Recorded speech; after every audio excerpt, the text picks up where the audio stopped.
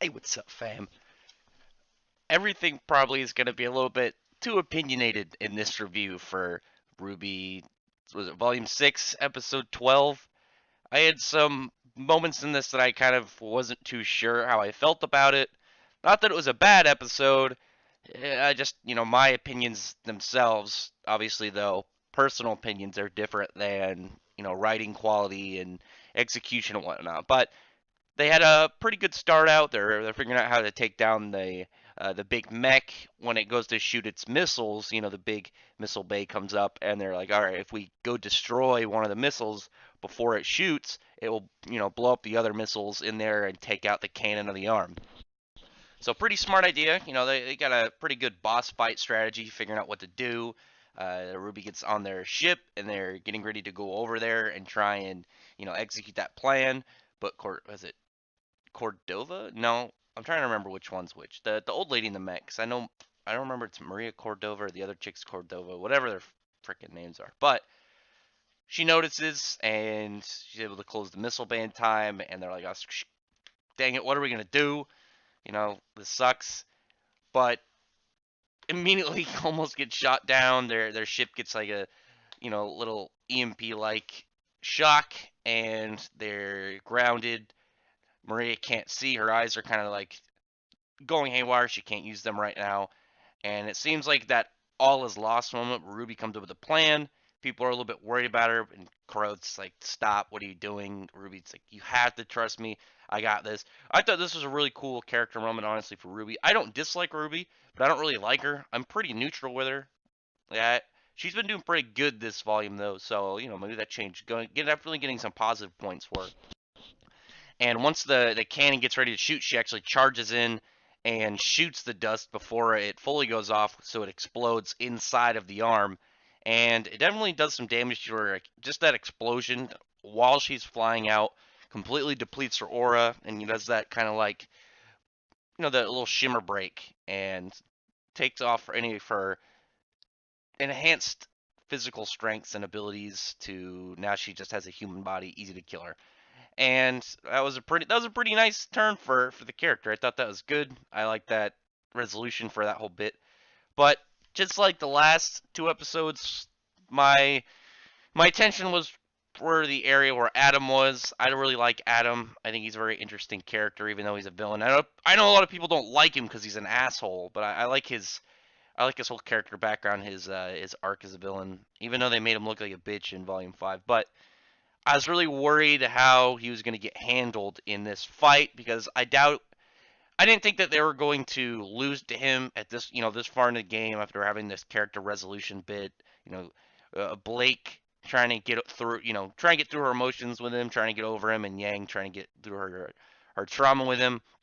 I can't tell if Rooster Teeth is just trying to do like really close friends, buddies with Yang and Blake, or they're gonna just go full Legend of Korra and just be like, well, they're lesbians now. I know some people are probably gonna be like, what's wrong with that? Like, I don't mind if it makes sense, but I use Legend of Korra as the example because that was out of nowhere. It made no sense to the story. It was just kind of, it just felt like you were just trying to do it, regardless of writing. And if they do it in RWBY, I'm gonna be really annoyed just because again it wouldn't make any sense. It would completely throw away Sun's character, and I've taken a lot of liking to Sun. I think a lot of people have he's grown on people. I don't know. I think I'm just being paranoid. I worry about that kind of stuff when people because I know it's not a problem in a lot of anime and manga and stuff, but the RWBY though is very anime inspired animation. It pretty much is an anime, but it definitely is Western, and a lot of Western series have been doing that lately, just trying to shoehorn in identity politics. And I know some people probably are gonna, know what I'm talking about. Some people here in this review probably are gonna think I'm just, being paranoid, don't know what I'm talking about. But all I can say is I just don't want identity politics to ruin, a series that I've been enjoying since the first trailer came out way back in what, like 2012. I've been despite criticisms and the horrible, horrible ball drop that was all over the place in Volume 5, I've been sticking to it, and I really don't want annoying political stuff to ruin the show. I don't care, what someone's. views are, as long as they don't hurt the the entertainment, the product that they're trying to put out. I mean, this isn't Gillette.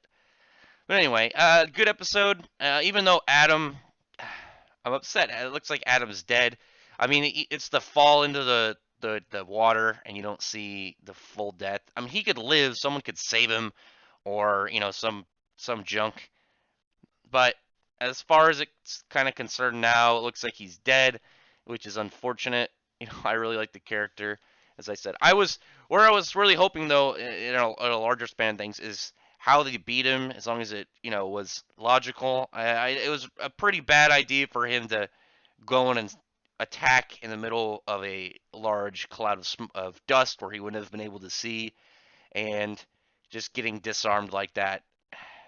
It was unfortunate for him, but the way that they kind of went about it, I thought made sense.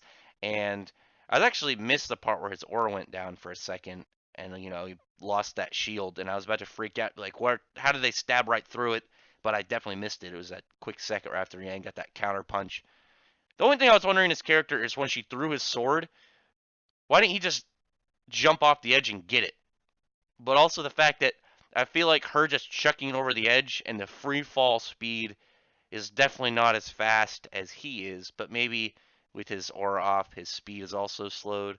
I know that it's durability in RWBY when their aura shields go down. I don't remember if it also impacts their speed, but free fall is definitely not going to be out of their reach. I mean, even from the start, people were cutting and dodging bullets, and then with the the flashback with Amber, Emerald and Mercury level people were dodging lightning. So definitely should have been able to. Maybe maybe it's just because his aura went down. I don't know. I have to double check on the whole speed bit. I know definitely durability, but anyway, I'm rambling a bit at this point. I mean, it was a good episode. Putting my fan opinions on Adam aside, you get some a nice end of resolution or end of conflict and resolution for their characters. Some nice character development for RWBY, and then obviously the end when they sadly enough have defeated this giant mech made to attack giant Grimm that come in, and everyone's kind of worn down. Here comes in this Grimm kaiju, this Godzilla-like monster just kind of waning into the city, and it's like, well, you should probably get out of there. Evacuate the city. I mean, all the really strong people there are out of energy. They're all kind of worn down. You guys just destroyed this mech because old lady couldn't you just let him leave?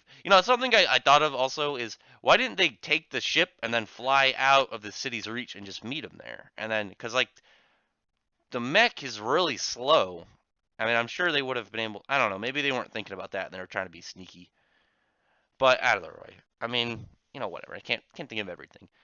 Anyway, that's it for this episode and this review. Tell me in the comments what you think about this. Think this volume's been really good. As got one more episode left. This could easily be the best volume so far. I think it is. They just got to finish strong, and volume 6 will kind of end this series as good.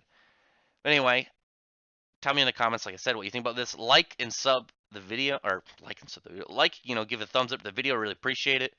And subscribe if you haven't, and if you enjoy this kind of content, and check out my other videos, maybe find something that I review and talk about you might like. And appreciate everybody who's already subscribed, and thank you all for listening.